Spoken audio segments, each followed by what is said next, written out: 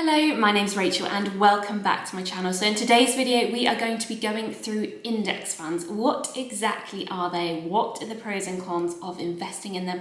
And are they the right investment for beginners? So an index fund aims to track the performance of a specific index, for example, the S&P 500 or the FTSE 100. So within that index fund, they would either hold all of the stocks within that index, or they would hold a representative sample of those stocks. So if you were to take the S&P 500 as an example, that index fund is invested in those 500 most profitable companies in the US. So when you're buying that specific index fund, you're essentially investing in those top 500 performing stocks, including companies like Apple, Amazon, and Microsoft as well. So the term index funds might have you a little bit confused because you might have heard them be referred to as index trackers or passive funds. They're basically all the same thing. So a couple of popular examples of the S&P 500 index funds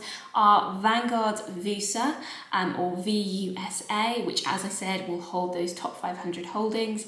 And then also another example is the Ishares Core S&P 500. So index funds can be traditional open-ended funds, or they can be ETFs as well, which are exchange-traded funds. So the first index fund was actually made available to regular investors back in 1975 by Vanguard, and they have really grown in popularity since then. As I said, when you're investing in an index fund, you are tracking that specific market, so you're not going to underperform or outperform that market, you are simply tracking it. So when you adjust the returns of the S&P 500 for inflation, you're looking at an average annual return of around about 7% a year, which is great, and it's a really easy way to get into investing. So let's talk about the huge pros with investing in index funds. The first one is fees. So the Vanguard VUSA fund is only 0.07% as an ongoing charge, which is very low.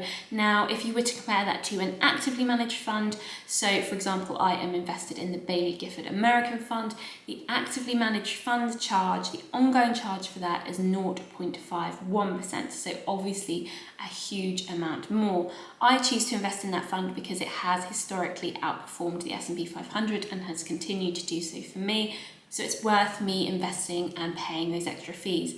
However, it is quite difficult to find funds that are going to outperform the market. So when you're thinking about your money growing and your interest compounding, the fact that the fees are so low for index funds is amazing. One of the obvious reasons they're so much lower than actively managed funds is because you're not paying someone to actively manage those investments. They are passive investments that just track an index. So you're saving money there, which is fantastic.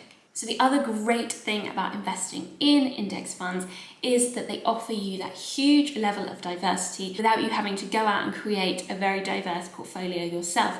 So with the S&P 500, you've got those 500 companies, and there is a really great quote from John Bogle, who was the founder of Vanguard, that says, "Don't look for the needle in the haystack, just buy the haystack." And essentially what he means here is don't go looking for those individual stocks and shares that might make you a lot of money. Just buy the whole haystack of stocks and shares, the whole diverse portfolio, and make your money that way. The other real pro for investing in index funds is that actually you don't have to go away and do too much research yourself. If you're nervous about getting started investing, they're a brilliant way to get started, because rather than being bombarded with lots of decisions to make, you can just choose an index that you want to invest in or an area of interest that you specifically have. So for example, I am invested in the iShares Global Clean Energy Index because I'm interested in clean energy, and it means that rather than going away and taking my time picking those individual stocks and shares, I'm just invested in the whole bundle of them, which is fantastic, and it makes investing very simple and very easy. So now moving on to cons. The first one is quite a massive one. It's also quite an obvious one. You cannot outperform the market with an index fund because you are essentially tracking the market, so an index fund will not outperform the market. So if you're looking to outperform the market, that is not going to happen with an index fund. However, it is very, very difficult to make that happen anyway. Notoriously, buying individual stocks and shares is very, very difficult, and you are unlikely to beat the market. Obviously, there are some cases where you could, if you were an expert or you got very, very lucky, you might be able to beat the market. Also, as I said previously, some actively managed funds do beat the market. So you could go away and look at actively managed funds that might beat the market, because obviously those fund managers are experts in their field and might have that edge that you wouldn't have.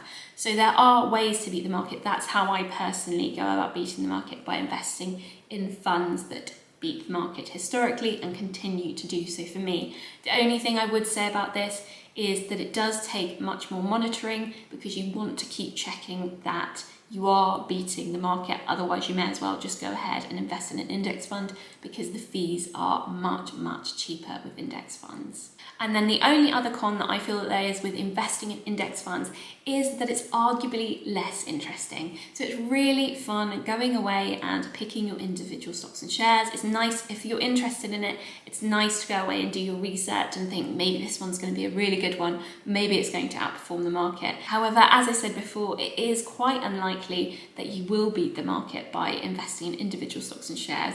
So I do think that investing in index funds probably does win out here against investing in individual stocks and shares.